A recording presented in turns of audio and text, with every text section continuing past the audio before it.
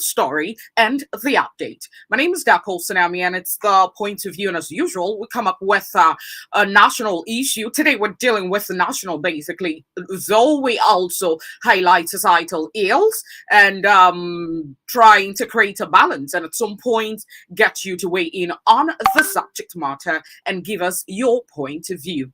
Last Thursday, we got this headline on Security Council considers nationwide ban on motorcycles and mining activities, of course, in view to curb insecurity. But sometimes I ask a question with lots. I'm not trying to say the federal government hasn't done anything, because we've been following several stories, so we actually know they've made progress with regards to security. But we really, besides deploying security architecture, we really want to see it go to work. The Kuje prison break, that's the outbreak, was big. It was quite ambiguous for me personally as an individual to process the thought. And we just had recently on Sunday, we've had yet another display of a security default.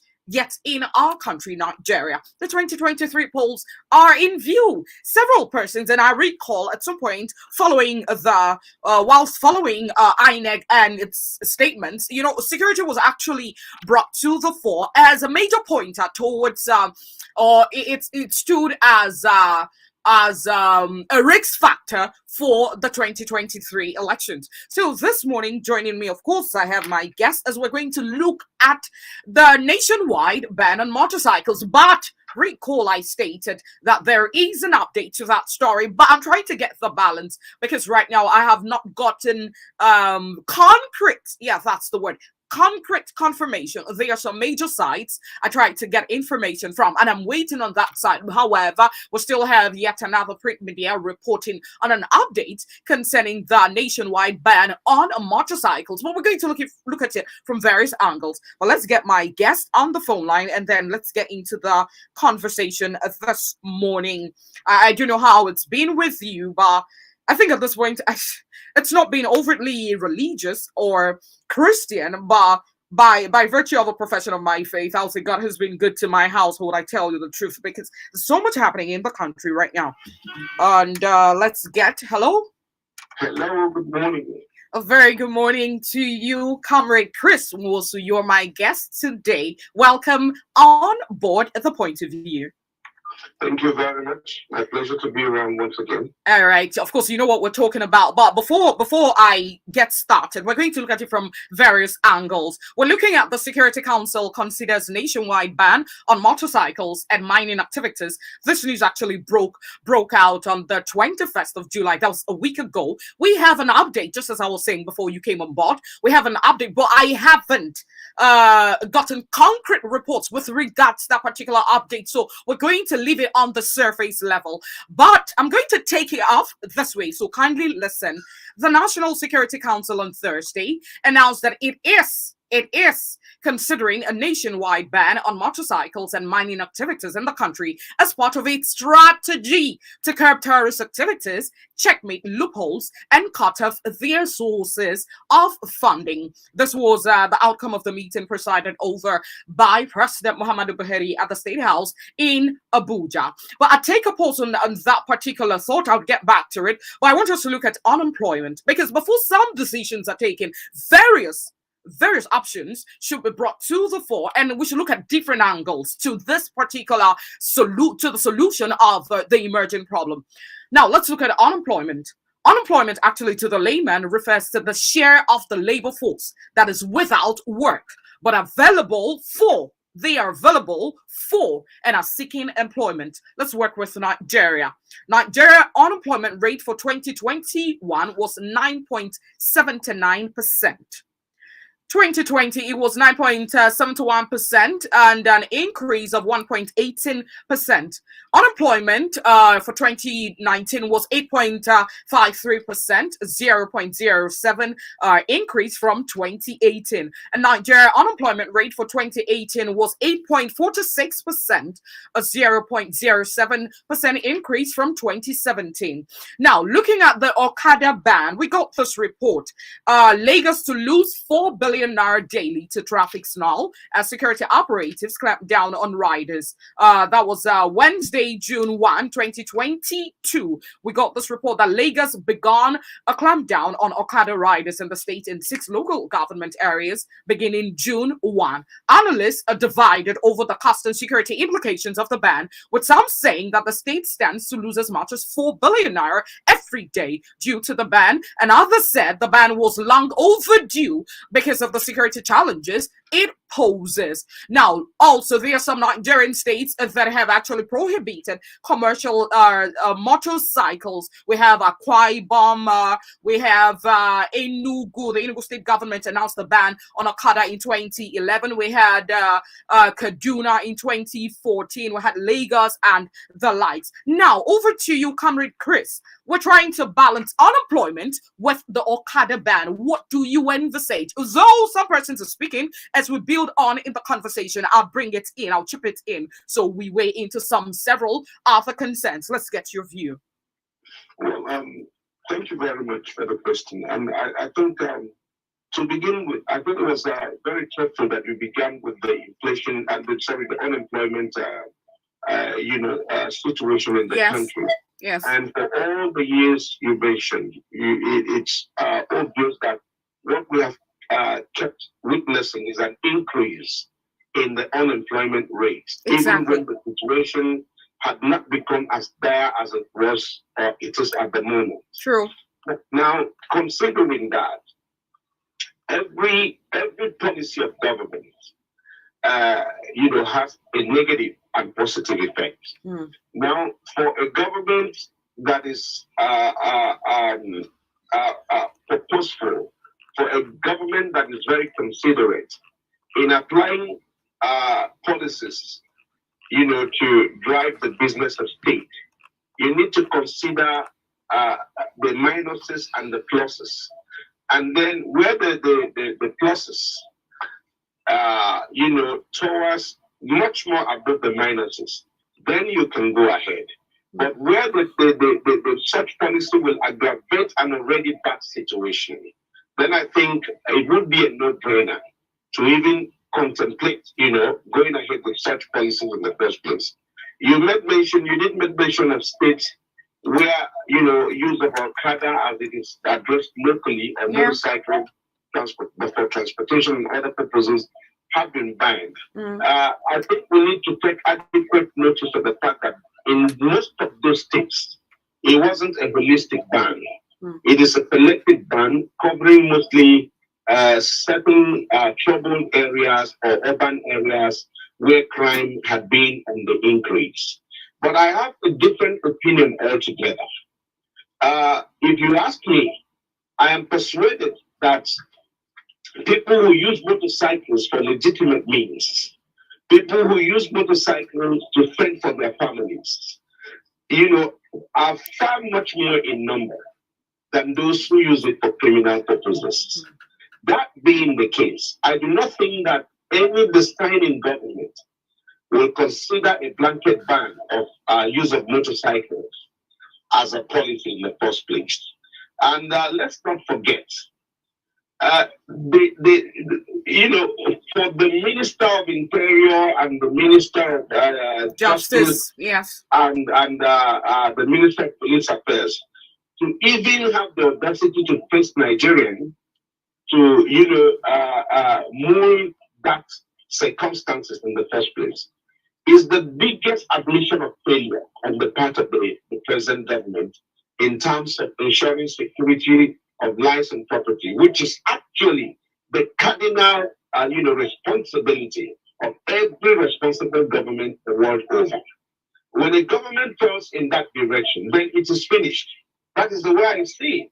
So to even contemplate, a policy that will stifle a lot of families, and instead of reducing crime, increase it, because first and foremost, we need to understand that the caliber of people who use motorcycles for legitimate business purposes are people who are down the echelon. These are people who have very limited, alternatives to fending for their families or themselves. These are not people largely, yes, today you still find graduates, in triples who do their Okada business out of, the unemployment situation that you talked about in the country. But it's not an everyday sight. The business of Okada riding or the business of commercial motorcycling is not is something that is reserved for majority of the downtrodden who have no other option. They have no skills. There is nothing else they can do. So the question is, when you now deprive this segment of society of their legitimate means of livelihood, what do you want them to do? The likelihood is that a lot of them will resort into criminal activities. They will resort to criminal activities. So, in trying to solve a particular problem, you might actually inadvertently be, skyrocketing the score itself.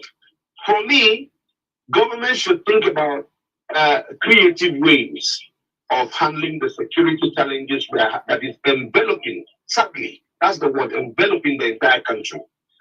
Just a few days ago, Sunday, we had the attack, the very sad attack on the presidential guard, yes. and try as the intelligence and the authorities are doing to manage the situation.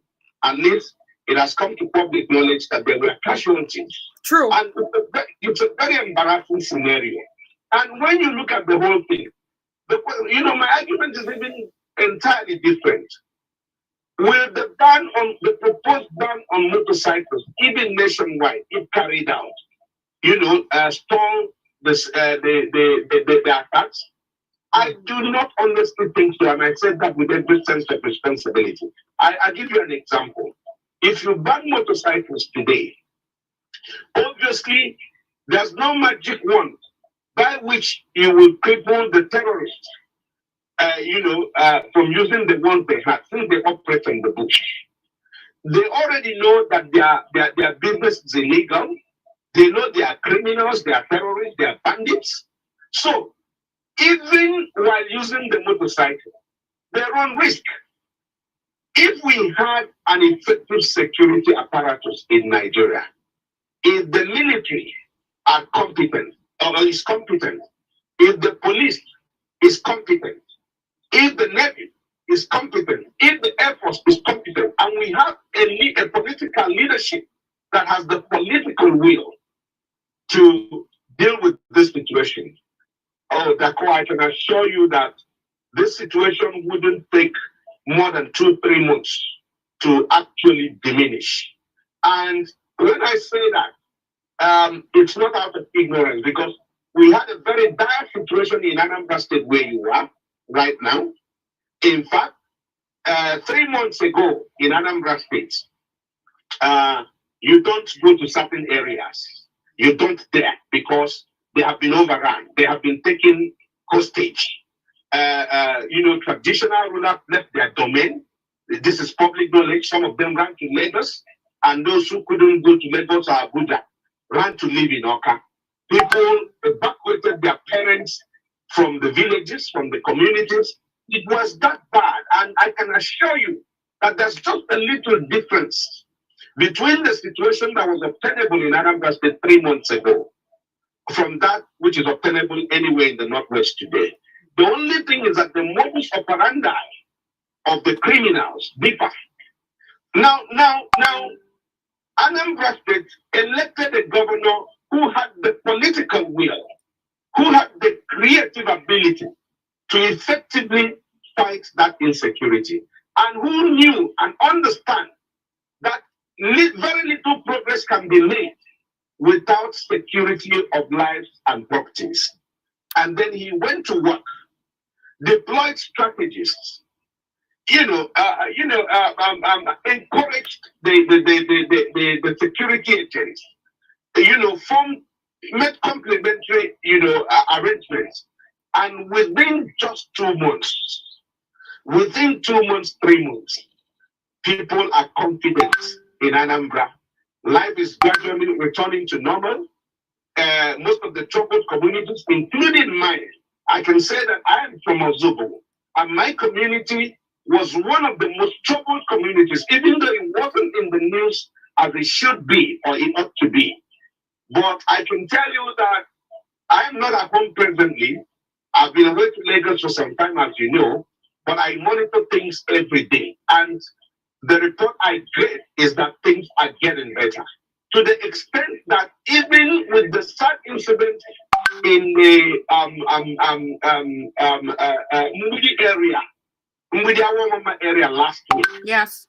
with the so-called total lockdown declared by criminal Sam Etap and his group, I know that a number of funerals did held.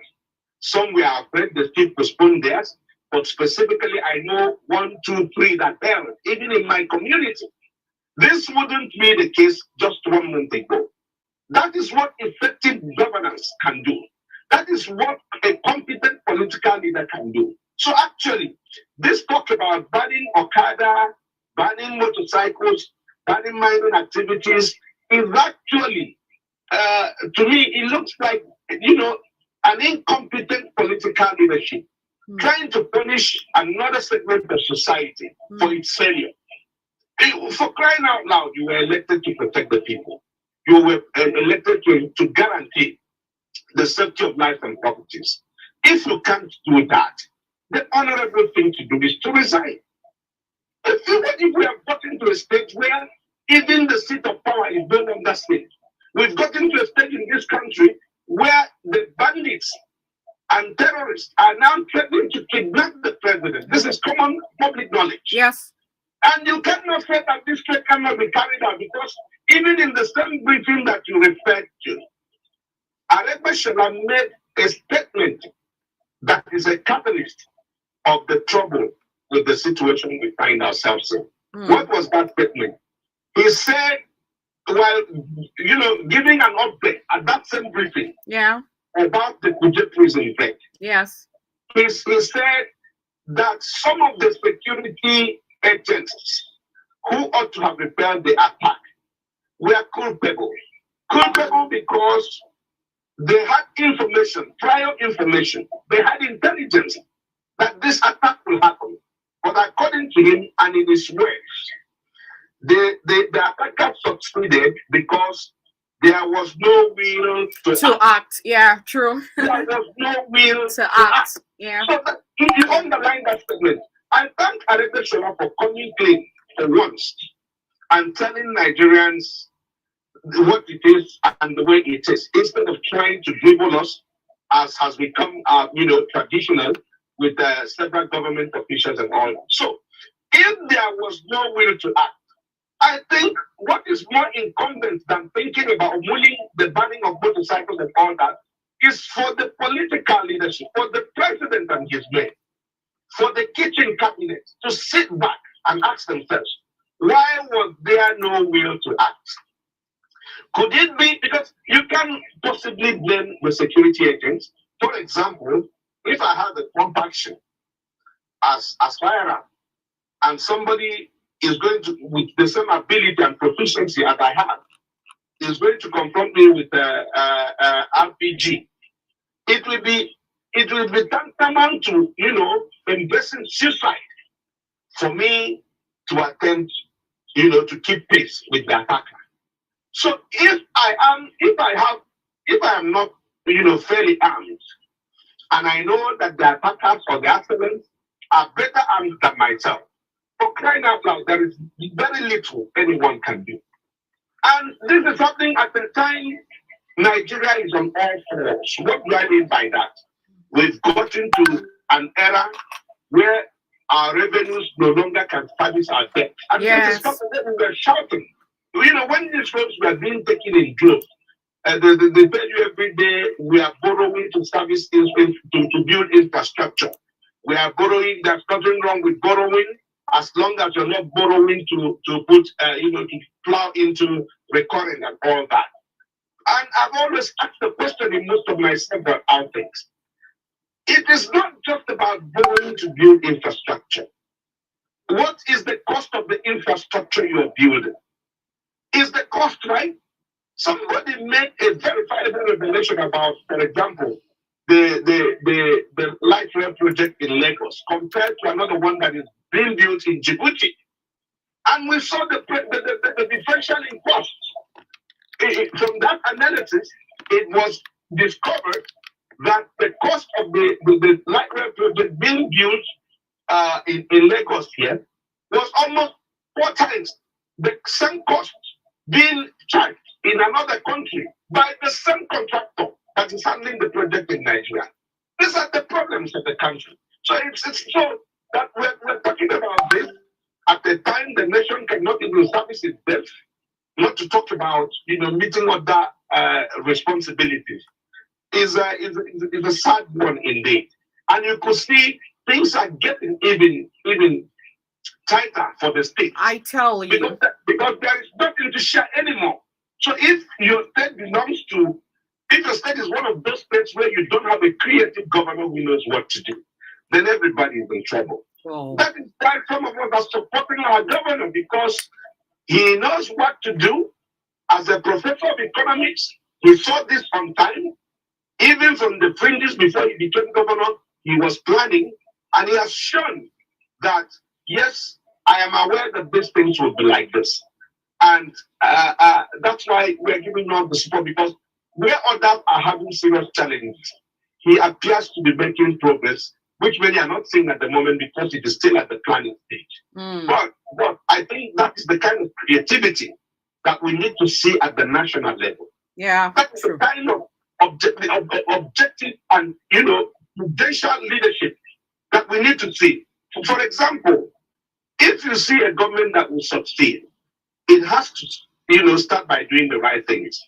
You and I, we are witnesses to the news put out by the state government, how it now dropped the management of its facilities, charges for the management of its facilities from 136 million naira a month to 11 million, just 11 million. Do you know how much has been saved? Now, if that government does that for excuse me. Sorry.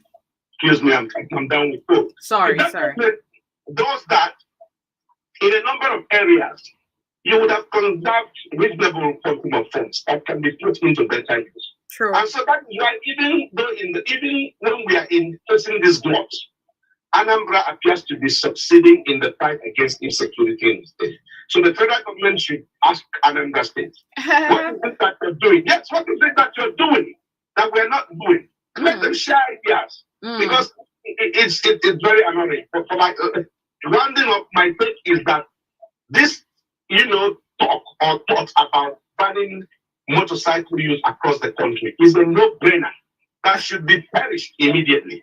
Because it's going to put more. My position is that it's going to put more families in trouble, and rather than decrease, mitigate the insecurity we have in the country, it will rather result in a rise.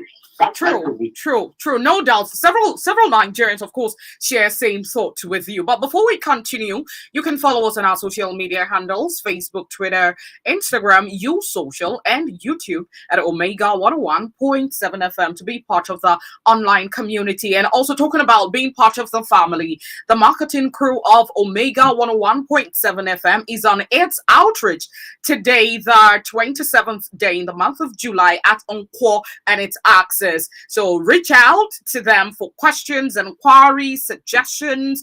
If there are burning issues with regard to how we can do business, reach out to the marketing crew at Unkwo. There would also be at Umunze. I think one other place is missing on my count, but then just go out, show love, show support. All right, still on the purported Okada ban, I beg your pardon. Still on everything that's happening. Afenifere opposes planned nationwide Okada ban. Yes, the Pan-Yoruba social political organization Afenifere has stated that the plan by the federal government to ban commercial, motorcycle and mining activities as part of its strategy to curb insecurity was another evidence that scientific thinking does not characterize decision taken in the corridors of power. Well, the National Publicity Secretary, the secretary of the group, Mr. Jare Ajayi, stated that the prescription is fatally very fatal, and it is wrong. Also, while speaking, he said, we in Afenifere have said it repeatedly that government has not demonstrated that it is serious about combating terrorism. Various reports in the public domain have repeatedly indicated where those who are perpetrating evil against the country are and the methods they are using. Government and its security agencies are even privy to better information than the ones in the public domain. And still on the planned Okada ban, federal government must summon will to combat terrorism is also Afenifere speaking. They are reacting to it, and Mr. Jare Ajayi also actually stated this. All right, motorcycle ban will lead to 40 million job loss. The Amalgamated Commercial Tricycle and Motorcycle Owners, Repairs and Riders Association of Nigeria, Akumoran, has advised the federal government to jettison the idea of banning the use of motorcycles nationwide, as it would be counterproductive. The association said the outright ban may throw over 40 million Nigerians who make a living through motorcycles into the saturated labor market. I was listening to some radio reports this morning, some paper review, and I think one of the states in Nigeria, there was this advert for teachers, and 5,000 persons actually applied for a job for 1,000 people, and it gave me lots of shivers. We're not looking at WHO, their recent statistics on poverty. We have about 89 million Nigerians really not living in that poverty. So Akomoran is also speaking to the federal government that the ban will lead to 40 million job loss. Let's get your view on this. Actually, do you, like I said, we have an update to that particular report. Do you feel it's the beginning of the end? I honestly think it's not just the beginning of the end, but we have not seen the end because we are living in a country where people have become very lax, where people, have developed thick skin to bad governance. Otherwise, if Nigeria were to be one of those countries that is still very sensitive to bad governance, by now, everybody ought to have in unison been asking this government, the leadership, the headship of this government to resign, because what has happened, in fact, what this contemplation echoes to me is the fact that they have gotten to a saturation point in terms of the ability to proffer solutions to the challenges facing the country. They have nothing more to do, because for me, even a kindergarten advisor wouldn't have advised in this direction. What are the challenges? Let's face it. The challenges in the Northwest is the challenges of bandits or Islam terrorists who travel, sometimes hundreds of miles or kilometers to even get to target. Is that not so? That is to say that sometimes it will take them up to 1 hour, 30 minutes, or 2 hours from their bases in the forest to even now come out. We've also seen footages of technologically derived pictures in the recent past where the forests were being combed and the positions of these terrorists located. We have not had a follow-up. What to do is very simple. Like I said, even if you ban motorcycle use, there is the tendency that these people will still come on motorcycles. And if they have superior firepower, then it stands to reason that there is nothing you can do. Because once they come, you are at their mercy. True. And then they will ride back. So the ban cannot, if not, I made that point earlier, that the ban, even if approved, cannot affect them immediately. Neither will it affect their operation immediately, because they already have enough bikes. They will only begin to suffer when there is need for them to get more and they can't get more. But then, if there will be no immediate respite, then why think along that direction?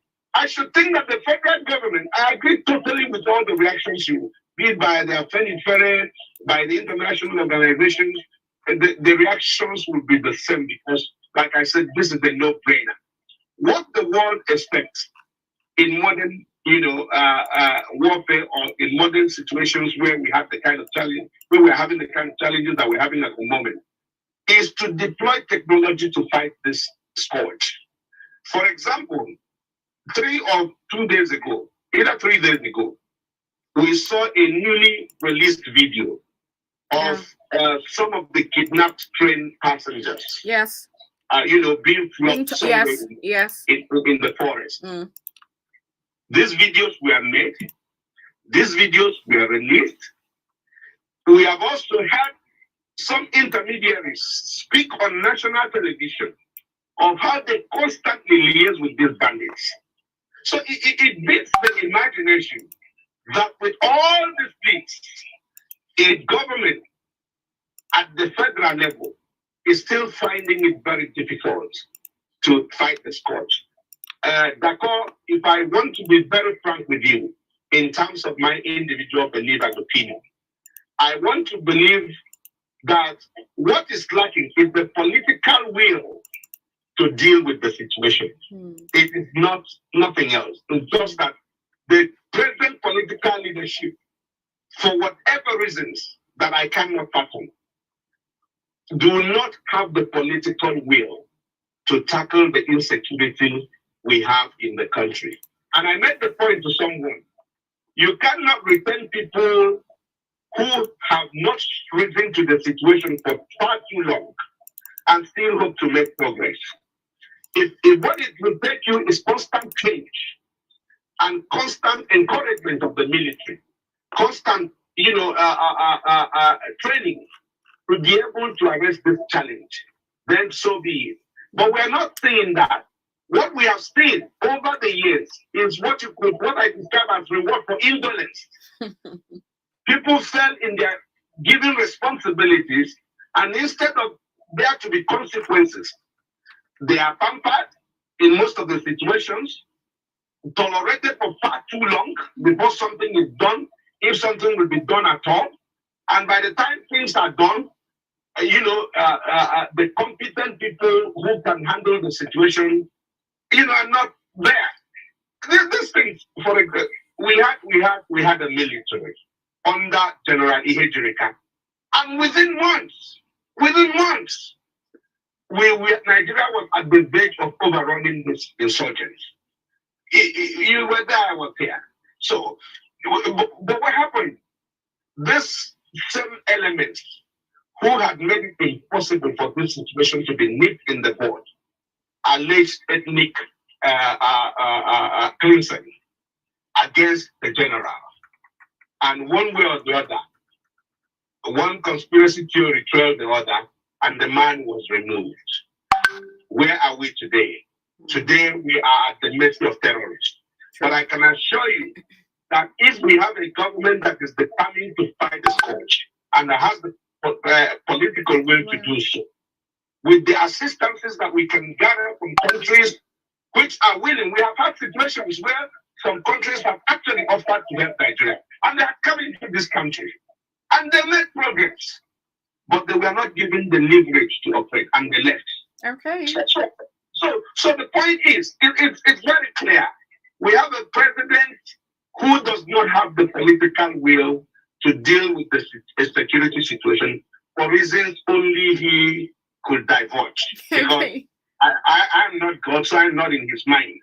Yes, a lot of theories are going around, but we're not here to speculate. So only him could tell the reason. But I find it difficult to believe that a commander-in-chief cannot deal with the pocket of situations we have in the Northwest and in the North, even in the Northeast. The situation has abated a lot. All right.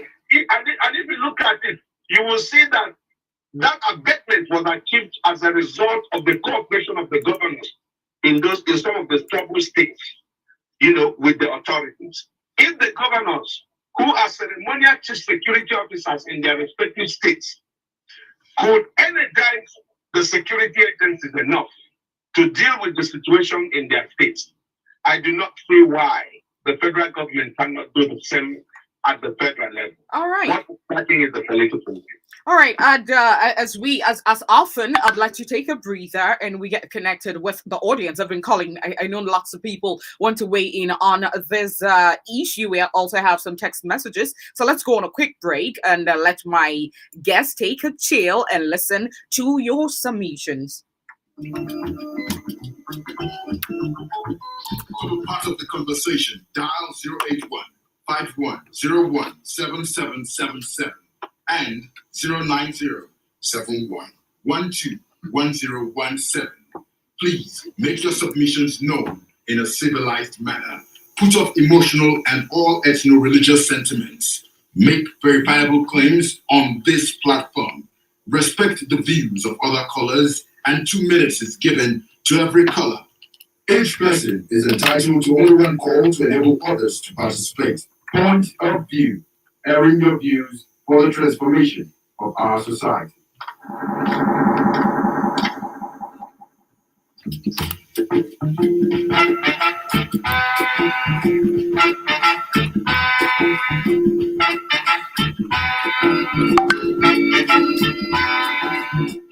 All right, welcome back. It's still the point of view right here on Omega 101.7 FM and Mart Radio, your radio. I've been sharing vocal duties with comrade Chris McCool Nwosu, and we've been looking at Security Council considers nationwide ban on motorcycles and mining activities. I'm going to give us an update, but we got his views. Before we delve into having the conversation with the audience, the marketing crew of Omega 101.7 FM embarks on its weekly outreach at Unkwo today, the 27th day in the month of July. There at Unkwo, they'll also take a brief stop at Umunze and its environs, so they are within your neighborhood.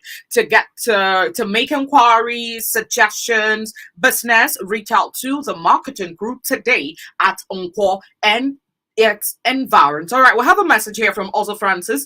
Following us on social media, you can follow us on our social media handles: Facebook, Twitter, Instagram, YouTube, and YouSocial at Omega 101.7 FM. Also, Francis and Namani saying, the security apparatus of the country needs to be tightened. Government that pampers terrorists, bandits, and lacks sincerity of purpose will hardly get it right. Government should therefore wake up from her slumber and do the needful. May God help us. That's also Francis. Thank you very much. Hello? Hello? Yeah, please be audible, please. Be audible. Okay. Go ahead. I'm actually Go. I'm listening. Okay, thank you. This is a part of my job that can, very close to make sure. All right, sorry, Chirendo, please kindly call back. Your line wasn't clear. I was trying to make sense of what you said. Hello, good morning. Hello, good morning. A very good morning to you. Yes, good morning. This is Dobukati calling from Idube. Go ahead. Yes, my take this morning. But before I go on, I need this advert you people are doing from Unkwo so that it can come down to Idube to Okigwe.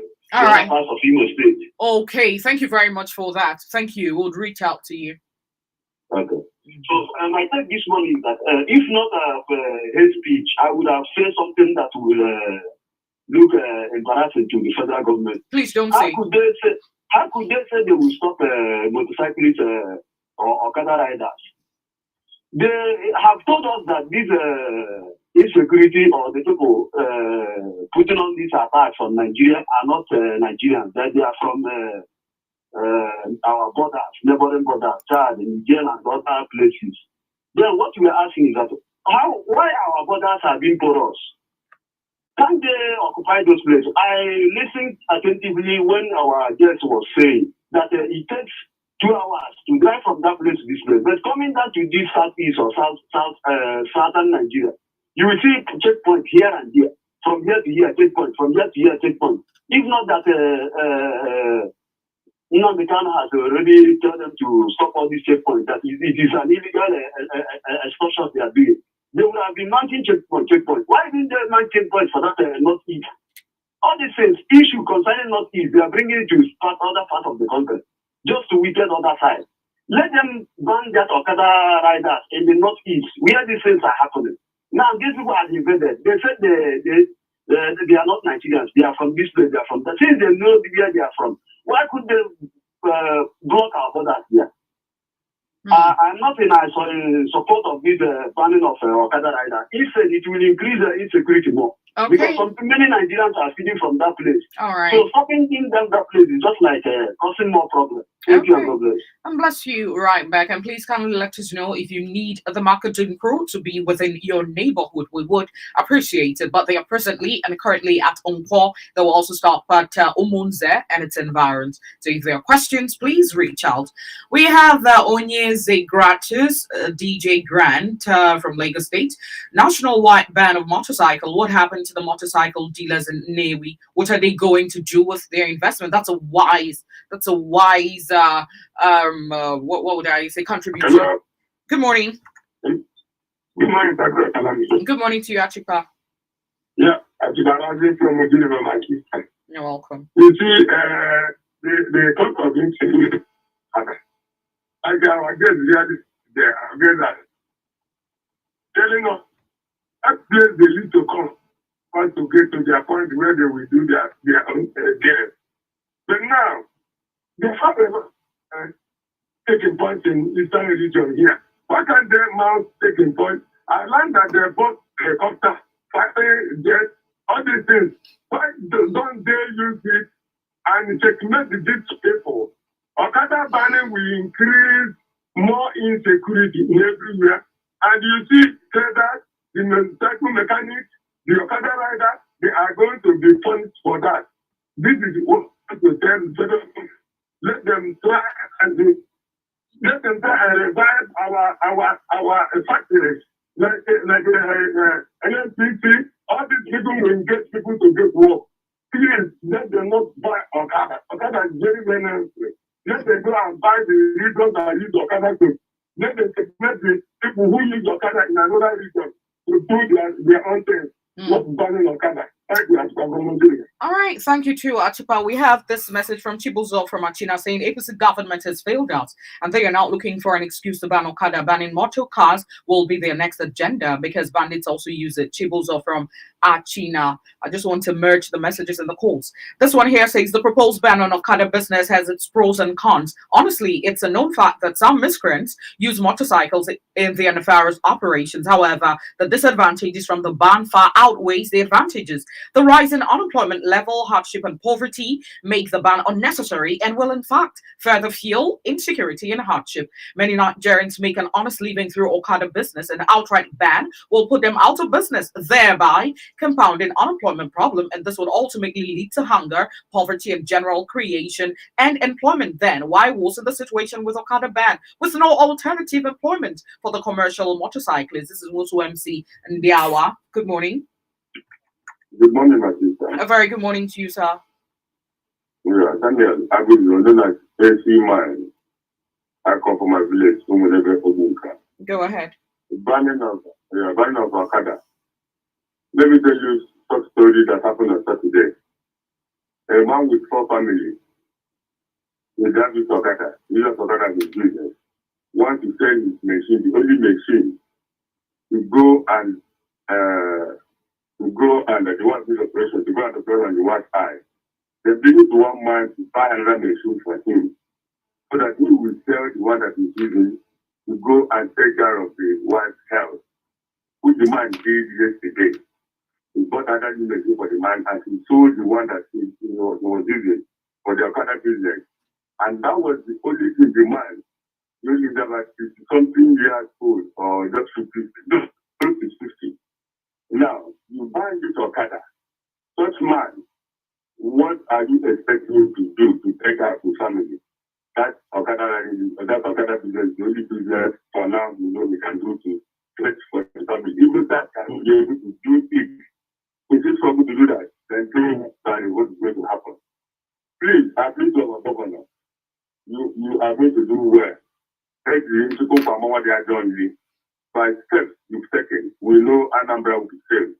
But we beg, please let there be no multiple taxation that will bring us to our neck. Please, we're going so that everybody can pay his bill and we'll be happy. Anambra will do well. In Mm. Jesus' name. Amen. Amen to that prayer. All right, I'll take two more calls, but there are some messages here. This one here says, Stanley Aguata Kopa, the truth about insecurity in Nigeria is that Buhari's led government lacks the will and ability to stop insecurity. Good morning. Good morning, my humble speaker, Dako Samani. A very good morning to you, sir. It's Pastor Cap, I'm calling from Ogo. Go ahead. Mr. Speaker, the banning of Okada, as I said day before yesterday, in money point of view or money newspaper review, rather, I said something. First, I must thank Dr. Chris. You have spoken well. And I must tell you one thing. The man who had this very particular thing, who had the inspiration of going into this thing, must not be possessed with the spirit of insecurity and poverty. And that's why I offered a solution of bringing him and taking him for 21 days and giving him water. And after that, a kind of deliverance will be conducted on him. Because it is very good. Nigeria is a country that is able to create problems, but they cannot create solutions. You will not tell me not to dispose my dustbin, and you cannot tell me where to put it. This is Nigeria for you. Mr. Speaker, it is very good to put a premature baby inside an incubator, but it is good as well to protect that child from photophobia. Mr. Speaker, I must tell you, this particular filing of Okada is inspiration from the pit of hell. Thank you. Have a nice day. And thank you too for calling. We have Eze Enanyika saying that the Okada ban is an administrative, the result will be catastrophic. Yeah, I got that one. I hope this person can speak in 1 minute. Hello? Hello? Hello, good morning. Morning to you. My name is Abba Odikis. I'm calling from our state. All right, you have 30 seconds, please. Sister, issue of banning Okada in Nigeria is not solution. When the team of Enugu State was the governor banning Okada brings the problem of insecurity in Nigeria it never stopped. Okada is not the solution, it's not the problem of this country called Nigeria. If in Nigeria need insecurity, you need the people employed for the shoulder. It's not Okada people. The problem of this country is getting too much. Okada is not the problem of this country. Yeah. Federal government of Nigeria leave Okada. Yeah, all right, that's where we're headed anyways. I think my guests can actually weigh in on the various views from the callers. And just as I stated earlier, we have an update as a member from Jigawa State, Abubakar Yaleman, has moved the motion. He moved it actually yesterday during plenary at the Green Chamber of the National Assembly in Abuja, the nation's capital. He praised the House to urge the federal government to restrict the ban to local governments where banditry and terrorism were rife.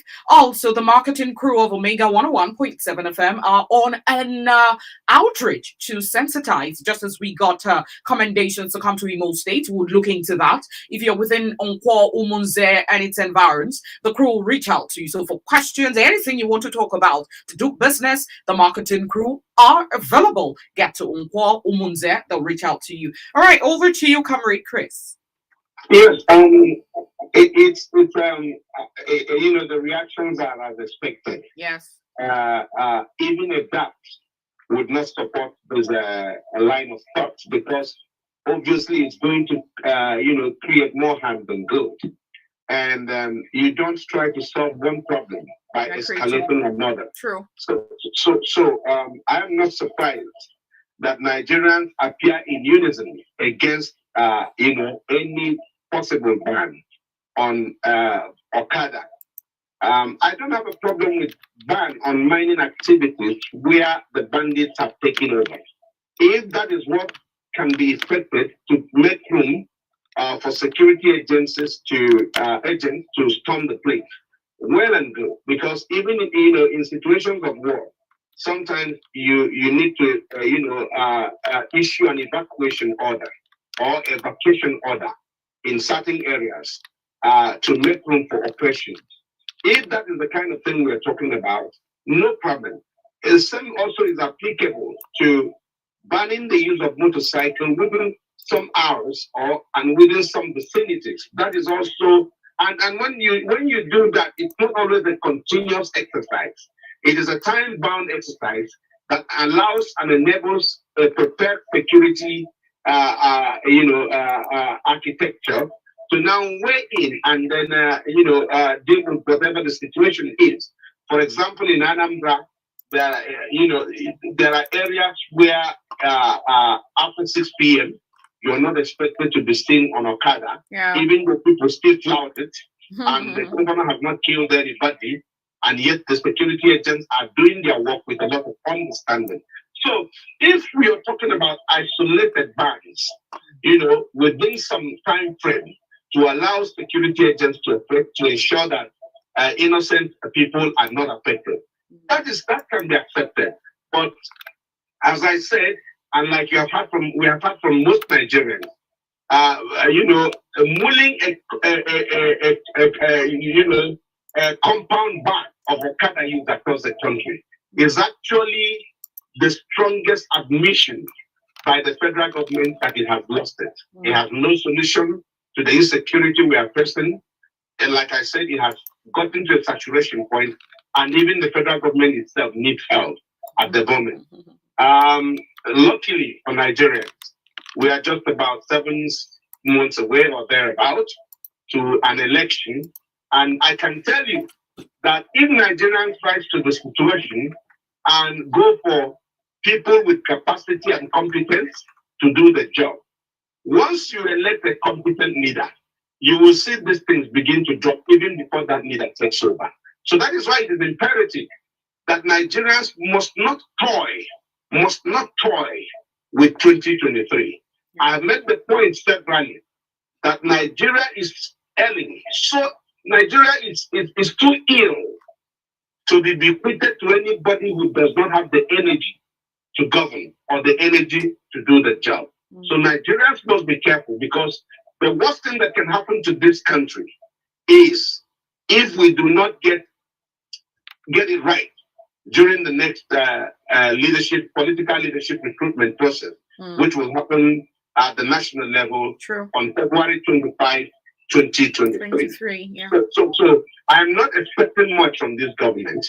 I am just praying God to keep protecting these people, because if we have gotten to a stage where the presidential guard can be attacked in Abuja, it's not like they're outside, where the president's convoy could be attacked in his own state, and where Boko Haram and ISWAP fighters will attack a president in the center of Abuja, in the center of the country, from the forest where they presumably are, and then free their people who are being held in custody.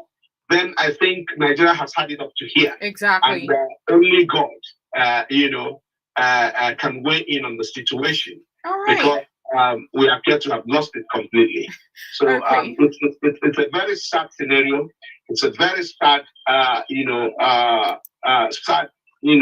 acknowledgement of the direness of the situation that we find ourselves in. All right. All right. Thank you very much, Comrade, for doing this with me yet again. We pray you get well soonest. So we'll be here next week. All right. Have a good day. A wonderful day to you and to all our listeners. Thank you so much. Okay, that's how far we can go on the point of view. And as I've said, and I'll keep saying, the marketing crew of Omega 101.7 FM, they are in your neighborhood. So to make findings, inquiries, contribution, basically everything you really need to know about Omega and how it operates and how you can be part of it. Of course, we're talking about business. We are open to doing business.